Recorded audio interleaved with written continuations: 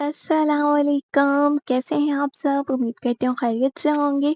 अपना बहुत ज़्यादा ख़्याल रखते होंगे। तो जनाब आज मैं हाज़िर हूँ इर्तिकाबी जुर्म के केस नंबर 49 के साथ। तो जल्दी-जल्दी मेरे चैनल को सब्सक्राइब कर लें, बेल आइकन के बटन को लाज़मी प्रेस करें ताकि मेरी हर आने वाली वीडियो आपको बर वक़्त मिल सके। फाइनली जनाब फाइनली आज वो एपिसोड आ ही गया जिसका आप लोगों को बेसब्री से इंतज़ार रहता था। आज 2 कपल्स जो हैं एक-दूसरे से अपनी मोहब्बत का इज़हार करेंगे। फाइनली आप लोगों को जो इंतज़ार था अंदलिब और अशर की मोहब्बत इज़हार मोहब्बत का, तो अशर आज अपने दिल की बात अंदलिब से कहने वाला है। तो मैं बहुत ज़्यादा एक्साइटेड हूँ इस एपिसोड के लिए और ये उम्मीद करती हूँ कि आप लोग भी एक्साइटेड होंगे और मुझे अच्छा रिस्पॉन्स देंगे। तो चलते हैं नॉवेल की तरफ। तूने मुझे इतनी इमरजेंसी में क्यों बुलाया है? फ़ज़ीलत ने क़दरे हैरत से पूछा।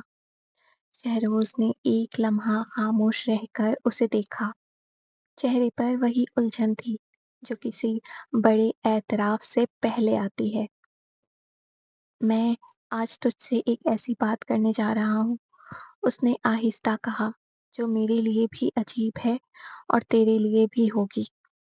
फ़ज़ीलत चौंकी। बात क्या है शहरोज़?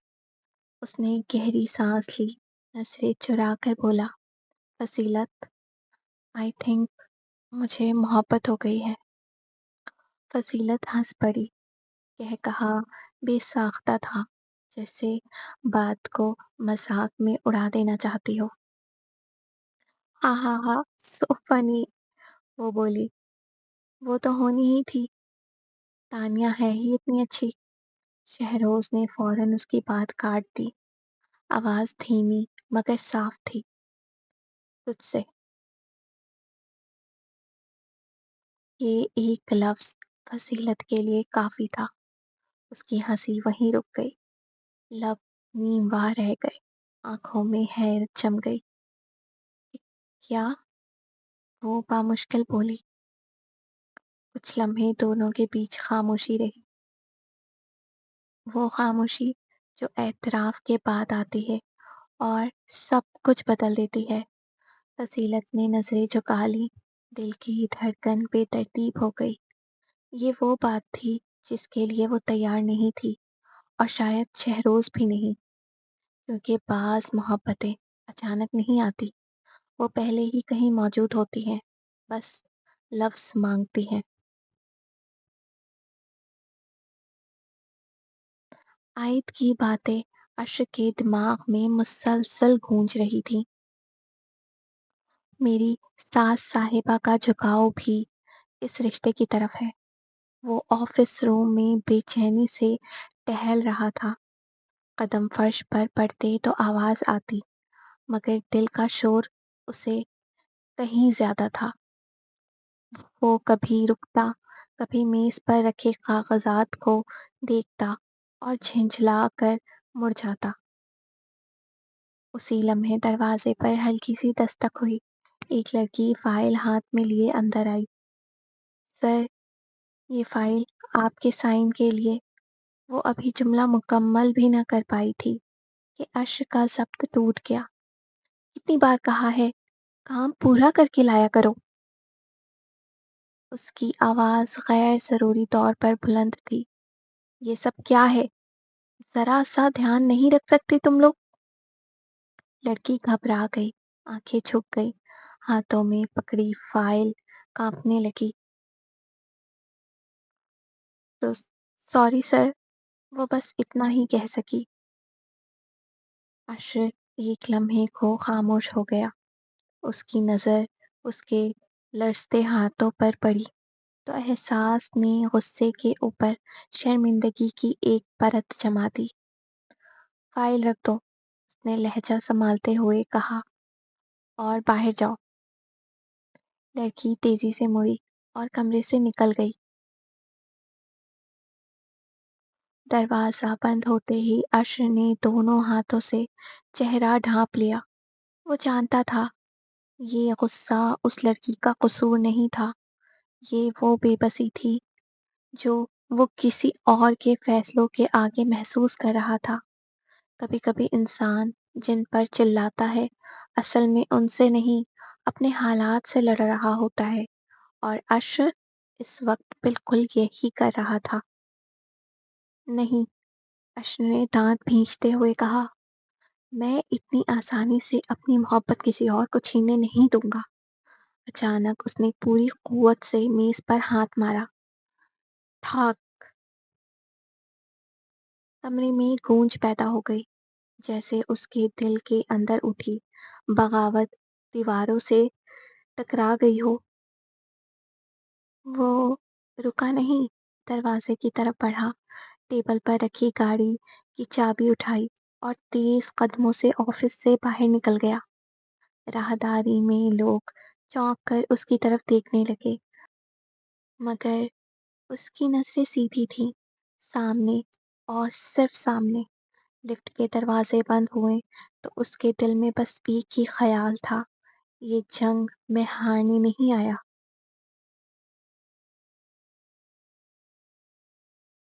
عاطف پوری رات اسپتال میں رہی تھا، نہ آنکھ لگی نہ دل کو قرار آیا۔ وہ ایک پل کے لیے بھی اس کمرے سے ہٹا نہیں تھا، جیسے ذرا سی غفلت سمارا کو پھر اس سے چھین لے گی۔ رات بھر اس کے لبوں پر بس ایک ہی دعا تھی، یا اللہ اسے واپس دے دے۔ اور پھر دعا رنگ لے آئی تھی، سمارا کی پلکیں ہلکی سی جنبش میں آئی، سانس کی رفتار بدلی اور بند آنکھوں کے پیچھے زندگی کی ایک مدھم سی لوٹ محسوس ہوئی۔ عاطف کی آنکھیں نم ہو گئیں، وہ ہوش میں آ چکی تھی، مگر کتنی بدل چکی تھی۔ چہرہ نقاہت سے زرد پڑ گیا تھا، آنکھوں کے گرد تھکن اور اذیت کے سیاہ حلقے تھے، اور ہونٹ جن پر کبھی مسکراہٹ کی سرخی رہتی تھی اب بے رنگ ہو چکے تھے۔ وہ بس سانس لے رہی تھی، اور یہی عاطف کے لیے سب سے بڑی نعمت تھی۔ وہ آہستہ سے اس کے قریب ہوا، کانپتی آواز میں بولا، سمارا، میں ہوں، میں آ گیا ہوں۔ سمارا نے آنکھیں کھولنے کی کوشش کی، مگر کمزوری غالب تھی، پلکیں دوبارہ جھک گئی۔ عاطف نے نظریں آسمان کی طرف اٹھائیں، دل شکر سے لبریز تھا اور آنکھیں آنسوؤں سے، کیونکہ بعض اوقات وہ رب دعا کتنی جلدی قبول کر لیتا ہے۔ ریحانہ بیگم ٹی وی دیکھ رہی تھی کہ اچانک دروازے کی بیل کی آواز نے ان کی توجہ اپنی جانب کھینچ لی۔ انہوں نے ریموٹ ایک طرف رکھا اور دروازہ کھولا تو سامنے آیت اور کشمالہ کھڑے تھے۔ آیت کے چہرے پر ایک پراسرار سی مسکراہٹ تھی۔ اس نے اندر آتے ہی شوخی سے کہا، آج میں آپ کو ایک بہت بڑی خوشخبری دینے آیا ہوں، مگر ایسے سیدھا نہیں بتاؤں گا۔ ریحانہ بیگم نے چونک کر اس کی طرف دیکھا۔ بات کیا ہے؟ انہوں نے بے چینی سے پوچھا۔ آیت نے فوراً نفی میں سر ہلایا، نہیں نہیں، ایسے نہیں، پہلے آپ کے ہاتھ کی اسپیشل چائے۔ ارے وہ تو تمہیں ملے گی ہی، مگر پہلے بتاؤ تو صحیح، مجھ سے صبر نہیں ہو رہا، ریحانہ بیگم نے بےتابی سے کہا۔ عائد نے مسکراتے ہوئے اپنے ہاتھ میں موجود مٹھائی کے ڈبے سے ایک رسگلہ اٹھایا اور محبت سے ان کے منہ میں ڈال دیا، پھر شرارت اور جذبات کے ملے جلے لہجے میں بولا، آپ نانی بننے والی ہیں۔ ایک لمحے کو ریحانہ بیگم ساکت رہ گئی، پھر آنکھوں میں خوشی کی چمک اور لبوں پر لرزتی ہوئی مسکراہٹ پھیل گئی۔ ریحانہ بیگم نے خوشی سے کشمالہ کو اپنے سینے سے لگا لیا، آنکھوں میں آنسو تھے، مگر وہ خوشی کے آنسو تھے۔ انہوں نے محبت بھری دعائیں دی، بار بار اس کے سر پر ہاتھ پھیرا، جیسے ہر لمس کے ساتھ اپنی شفقت اونڈھیل رہی ہوں۔ پھر وہ فوراً ماں کے انداز میں احتیاطی تدابیر بتانے لگی، بیٹا ذرا بھی لاپرواہی نہیں کرنی، وقت پر کھانا، وقت پر آرام، زیادہ وزن نہیں اٹھانا، سیڑھیاں آہستہ چڑھنا، ٹھنڈی چیزوں سے پرہیز اور ذرا سا بھی چکر یا کمزوری ہو تو فوراً بتانا۔ وہ بولتی جا رہی تھی اور کشمالا خاموشی سے مسکراتے ہوئے سنتی جا رہی تھی۔ ان کی باتوں میں دعائیں بھی تھیں، نصیحتیں بھی، اور بے لوث محبت بھی، جو صرف ماں کے دل سے نکلتی ہے۔ اشر نے بوتیک کا دروازہ زور سے کھولا اور بغیر رکے اندر داخل ہو گیا۔ اس کے چہرے پر پھیلا غصہ کسی تعارف کا محتاج نہ تھا۔ آنکھیں اور ناک شدت جذبات سے سرخ ہو رہی تھی، چہرے پر گہرا دکھ تھا، جبڑا بھیجا ہوا اور سانس بے ترتیب۔ اندلپ ابھی اچانک اس آمد کو سمجھ ہی رہی تھی کہ اگلے ہی لمحے وہ تیزی سے اس کی طرف بڑھا۔ اس نے اس کے دونوں بازوؤں کو سختی سے تھامے اور ایک جھٹکے میں دیوار سے لگا دیا۔ کیا چاہتی ہو تم؟ اشک کی آواز میں ضبط کا نام و نشان نہ تھا۔ اندلپ کی آنکھیں حیرت اور بے یقینی سے پھیل گئیں۔ تم مقابل کی نظروں کی تپش سے وہ تذبذب کا شکار ہوئی۔ کیوں کر رہی ہو یہ سب؟ وہ بولتا ہی چلا گیا۔ آواز کانپ رہی تھی مگر غصہ غالب تھا۔ مجھ سے بدلہ لینے کے لیے یا مجھے جلانے کے لیے؟ اس کے ہاتھوں کی گرفت اب بھی مضبوط تھی مگر دل اندر سے لرز رہا تھا۔ اندلپ نے تکلیف سے آنکھیں بند کی، آواز بھر آئی، چھوڑو مجھے اشر، شاید تم ہوش میں نہیں ہو، نہیں جانتے تم کیا کر رہے ہو۔ میں اب اور کچھ جاننا بھی نہیں چاہتا، سمجھی تم؟ اشر کی آواز بھاری ہو چکی تھی، جیسے ہر لفظ کسی اندرونی چیخ کے بعد نکل رہا ہو۔ اندلپ، کیوں تم مجھے سزا دے رہی ہو؟ وہ ایک قدم اور قریب آیا، آنکھوں میں الجھن، غصہ اور خوف سب اکٹھے تھے۔ تم اس فائز سے شادی کرو گی؟ اندلپ نے نظریں چرا لی۔ یہ یہ میں ہونے نہیں دوں گا، سمجھی تم؟ اشر اندلپ نے کانپتی ہوئی آواز میں کہا۔ تم اس وقت ہوش میں نہیں ہو۔ وہ تلخی سے ہنسا۔ ہاں، نہیں ہوں ہوش میں، پاگل ہو رہا ہوں تمہارے رویے سے، تمہاری خاموش ناراضگی سے، اور اب یہ سب۔ اس نے دوبارہ سوال داغا، اس بار اور زیادہ بے رحم انداز میں۔ تم اس فائز سے شادی کرنے جا رہی ہو؟ اندلپ کا صبر ٹوٹ گیا۔ تمہیں کیا تکلیف ہے؟ میں کسی سے بھی شادی کروں؟ اس کی آواز بلند ہو گئی۔ تم ہوتے کون ہو مجھ سے یہ سوال کرنے والے؟ ایک لمحے کو فضا منجمد ہو گئی۔ میں کون ہوں؟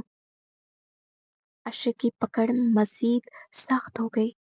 اس لمحے اس کی آنکھوں میں جوالا مکھی پھوٹ پڑی تھی۔ بتاؤں ابھی میں کون ہوں؟ اچانک اس نے اپنا ہاتھ اندلپ کی کمر پر رکھا اور اسے خود سے قریب کھینچ لیا۔ فاصلہ ایک سانس جتنا رہ گیا۔ اس کی آنکھیں سیدھی اندلپ کی آنکھوں میں تھی، شدید بے چین اور سوالات سے بھری ہوئی۔ اب بھی پوچھنا چاہتی ہو میں کون ہوں؟ اندلپ کا دل زور سے دھڑکا۔ اس نے فوراً نظریں چرا لی۔ اشر، چھوڑو مجھے۔ آواز کمزور تھی مگر دل کی دھڑکن اس بات کی گواہ تھی کہ یہ لمحہ محض غصے کا نہیں تھا، یہ وہ سرحد تھی جسے پار کر لیا جائے تو واپسی آسان نہیں رہتی۔ نہیں، اشر کی آواز اب غصے سے خالی تھی، بس سچ باقی رہ گیا تھا۔ تمہیں چھوڑنے کے لیے نہیں تھاما ہے۔ اس کے ہاتھ اب سخت نہیں تھے، گرفت میں ضبط آ چکا تھا اور لمس میں لرزش۔ تم سے محبت کی ہے اندلپ، وہ آہستہ بولا، جیسے ہر لفظ دل کی کسی گہرے کونے سے کھینچ کر لا رہا ہو۔ بے حد، بے انتہا۔ اس کی پیشانی اس کے قریب جھکی، سانسیں آپس میں گھل گئیں اور طویل انتظار کیا ہے۔ آواز بھرا گئی خاموشی سے، خود سے لڑ کر، تمہیں کھو دینے کے خوف کے ساتھ۔ اندلپ کی پلکیں کانپنے لگی۔ دل وہ باتیں سن رہا تھا جن کا نام لینے سے وہ ہمیشہ ڈرتی رہی۔ میں نے کبھی تم پر حق جتایا نہیں، اشر نے دھیرے سے کہا، کیونکہ ڈر تھا کہ کہیں تم دور نہ چلی جاؤ۔ اس نے ایک لمحہ توقف کیا، پھر وہ لفظ کہہ دیا جو برسوں سے دل پر بوجھ بنے تھے، لیکن آج میں مزید خاموش نہیں رہ سکتا۔ دونوں ایک دوسرے کے بے حد قریب تھے، اتنے قریب کہ فاصلے کا تصور بھی ممکن نہیں رہا تھا۔ اندلپ نے نظریں اٹھائیں، آنکھوں میں آنسو تھے، اور ان آنسوؤں میں وہ سچ جسے وہ جھٹلا نہیں سکتی تھی۔ اش اس کے لبوں سے صرف یہی نکلا۔ اش نے اس کے انابی لبوں پر انگلی رکھی۔ شش، اور کچھ نہیں، بس ہاں چاہیے مجھے۔ اندلپ نے اچانک خود کو کمزور لمحات کی زد سے نکالا۔ اش، تم جذباتی ہو رہے ہو، اندلپ نے لرزتی ہوئی آواز میں کہا، اور خود کو اس کی گرفت سے چھڑانے کی کوشش کی۔ یہ سب یہ سب ٹھیک نہیں ہے۔ اش کے ہاتھ آہستہ آہستہ ڈھیلے پڑ گئے، مگر آنکھوں میں سوال اب بھی زندہ تھا۔ کہ کیوں ٹھیک نہیں ہے؟ اس کی آواز ٹوٹتی ہوئی تھی۔ کیونکہ میں لفظ لبوں تک آ کر رک گئے۔ کیونکہ میں معذور ہوں۔ یہ خیال اس کے ذہن میں چمکا، چبھتا ہوا، تکلیف دہ، مگر اس نے کہا نہیں۔ اندلپ نے گہری سانس لی، آنکھیں بند کی، جیسے خود کو مضبوط کر رہی ہو۔ کیونکہ وہ بولی، اور ہر لفظ دل پر بوجھ بن کر گرا۔ کیونکہ میں تم سے محبت نہیں کرتی۔ یہ جملہ اس کی زبان سے نہیں گرا تھا، یہ سیدھا عرش کے دل پر گرا۔ وہ ساکت رہ گیا، نہ غصہ نہ احتجاج، بس ایک گہری خاموشی۔ آنکھوں میں چمکتی امید آہستہ آہستہ بجھنے لگی۔ سمجھ گیا، وہ بامشکل بولا، اور نظریں جھکا لی۔ ایک قدم پیچھے ہٹا، جیسے خود کو سنبھال رہا ہو۔ اندلپ نے اسے دیکھا، وہ مضبوط شخص جو ابھی چند لمحات پہلے اپنی محبت کا اعتراف کر رہا تھا، اب خاموش شکست کی تصویر تھا۔ جب میری زندگی میں تم نہیں، میری محبت ہی نہیں، تو میرے جینے کا کیا فائدہ؟ یہ جملہ وہ سرگوشی میں کہہ گیا، جیسے خود سے بات کر رہا ہو، جیسے جواب کسی سے نہیں خود سے مانگ رہا ہو۔ پھر وہ مڑا اور بوتیک سے باہر نکل گیا۔ اندلپ سن چکی تھی، دل جیسے سینے میں دھنس گیا۔ عاشق، اس نے گھبرا کر آواز دی، آگے بڑھی، مگر وہ رکا نہیں۔ شیشے کے پار وہ اسے تیزی سے گاڑی کی طرف بڑھتے دیکھتی رہی۔ وہ لمحہ کھٹکا، یا شاید اندلپ نے ایسا سمجھا۔ اگلے ہی پل گاڑی اسٹارٹ ہوئی، اور وہ بغیر پیچھے دیکھے آگے بڑھ گیا۔ اندلپ وہیں کھڑی رہ گئی، آنکھوں میں آنسو تھے، مگر قدم جیسے زمین سے جڑ گئے۔ اسے پہلی بار احساس ہوا کہ کچھ انکار وہ زخم ہوتے ہیں جو انسان کے دل کو معذور کر دیتے ہیں۔ آج کے ایپیسوڈ کا اختتام ہوا۔ آپ لوگوں کو ایپیسوڈ کیسی لگی؟ اپنی رائے کا اظہار کامنٹ سیکشن میں ضرور دیجیے گا، اور یہ بھی بتائیے گا کہ اب آگے کیا ہوگا، عشر کیا کرے گا اور اندلپ کیا کرے گی۔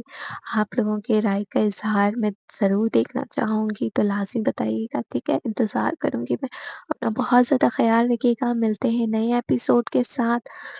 اللہ حافظ۔